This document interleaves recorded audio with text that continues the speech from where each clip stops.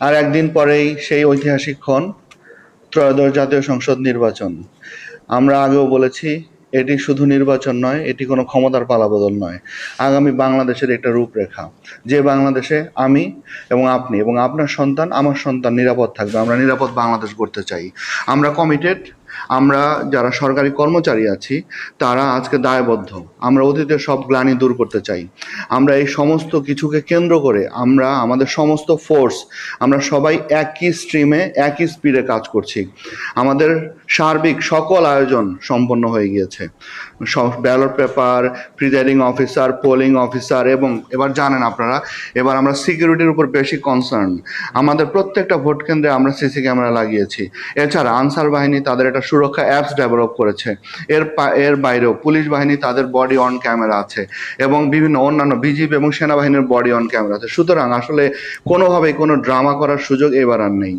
আমরা এবার যে প্রত্যয় আমাদের, সেটি হচ্ছে যে শুধুমাত্র ব্যালট বক্সকে ব্যালটে ভরা বা ব্যালট বক্স থেকে রেজাল্ট এনে রিটার্নিং কর্মকর্তার কার্যালয়ে জমা দেওয়া এবং কোনো একটা প্রার্থীর জন্য ঘোষণা করা যে জিতবে, শুধু এটি আমাদের মূল উদ্দেশ্য নয়। আমাদের মূল উদ্দেশ্য হচ্ছে কিভাবে আমরা একটা উৎসব মুখর, যেখানে সমস্ত ভোটাররা তারা নিশ্চিন্তে ভোট কেন্দ্রে যাবে, তাদের সুচিন্তিত মতামত সেখানে দিবে এবং সুচিন্তিত মতামত প্রকাশ করে আবার খুশি মনে তারা বাড়ি ফিরবে।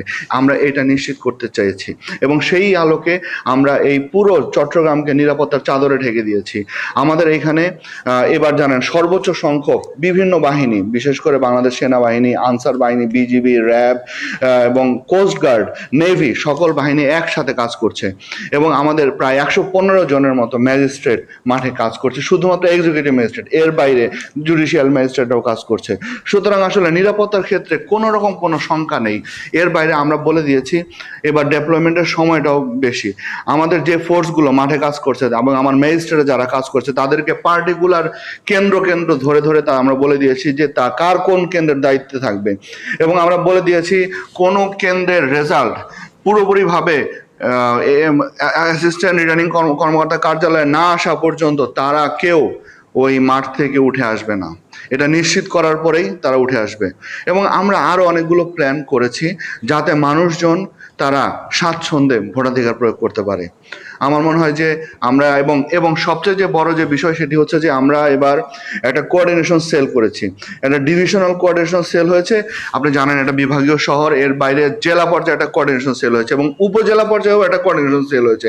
এবং ওই উপজেলা পর্যায়ের ওই সেলগুলো কি কাজ করছে সেটা আমরা জেলা থেকে আবার আমরা অনলাইনে ডিভাইসের মাধ্যমে আমরা মনিটর করবো। এছাড়া আপনারা জানেন যে এবার আমার বিভিন্ন উপজেলা নির্বাহী কর্মকর্তা তারা বিভিন্ন ধরনের অ্যাপস ডেভেলপ করেছে, এবং সেই অ্যাপসগুলো দিয়ে কোন সেন্টারে কে কোথায় যাচ্ছে, কোথায় মুভ করছে, সেই তথ্যগুলো সাথে সাথে সে পাচ্ছে এবং সে এই তথ্যগুলোকে জেলা পর্যায়ে দিয়ে দিচ্ছে। সুতরাং আসলে আমাদের প্রযুক্তির ছোঁয়া লাগিয়ে এবার আমরা আমাদের নিরাপত্তা ব্যবস্থাকে একদম ঢেলে সাজিয়েছি। আমরা প্রত্যাশা করি এবং আমরা বিশ্বাস করি যে এবার একটি শান্তিপূর্ণভাবে সুন্দর নির্বাচন আমরা জাতিকে উপহার দিতে পারবো। সেক্ষেত্রে আপনাদের স্ট্রাইকিং ফোর্স কত কি পরিমাণ আছে, এবং নির্বাচন কর্মকর্তা কি পরিমাণ আছে, বা তাদের এই একই সাথে কেন্দ্রগুলোতে কেউ বিশৃঙ্খলা করতে চাইলে তাদের বিরুদ্ধে আপনাদের কি ধরনের অ্যাকশন যাবে? আপনি জানেন এবার প্রায় 40,000-এরও বেশি এই বিভিন্ন ধরনের ফোর্স মাঠে কাজ করছে, এবং আমাদের 115 জনের মতো ম্যাজিস্ট্রেট তারা কাজ করছে। আমার টোটাল হচ্ছে 1965টা কেন্দ্র আছে, এবং কেন্দ্রগুলোতে শুধু কেন্দ্র ব্যবস্থাপনার জন্য প্রত্যেকটা প্রিজাইডিং অফিসারের জন্য একজন করে আনসার দেয়া আছে, এবং 13 জন আনসারের সদস্য বিভিন্নভাবে কাজ করছে। এছাড়া পুলিশের সদস্যও থাকবে। সুতরাং আসলে নিরাপত্তা ব্যবস্থাটা দিকে আসলে কোনো শঙ্কা আছে বলে আমি মনে করি না। যদি এরপরেও আমরা বলে দিয়েছি যে কোনো কেন্দ্রে কোনো ধরনের ঝামেলা তৈরি হলে বা কোনো চ্যালেঞ্জ আসলে সেখানে 5 মিনিটের মধ্যে আমাদের যে বিভিন্ন স্ট্রাইকিং ফোর্স আছে, কোনো না কোনো ফোর্স কোনো না কোনোভাবে সেই কেন্দ্রে অ্যাড্রেস করবে।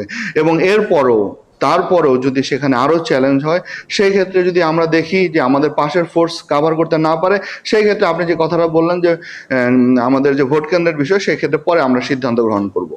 আর প্রার্থীদের মানে যে কার্যক্রমটা সেটা কি আসলে মনিটরিং করছেন কিনা? অনেক ক্ষেত্রে প্রার্থীরাও কিন্তু নানা রকম ম্যানিপুলেট করার চেষ্টা করে, গুজব ছড়ানোর চেষ্টা করে। অবশ্যই, কারণ হচ্ছে যে আমরা একটা উৎসবমুখর এবং ফ্রি ফেয়ার একটা ইলেকশন, একটা লেভেল প্লেইং ফিল্ডটা থাকবে, একদম সবার জন্য সমান থাকবে, এবং কেউ কাউকে যাতে কোনোভাবে ইনফ্লুয়েন্স করতে না পারে। মানুষ তার ভোট নিজের ইচ্ছা মতো দিবে। এটা আমরা এনশিওর করার জন্য সর্বোচ্চ চেষ্টা, বিভিন্ন ধরনের পদক্ষেপ গ্রহণ করেছি।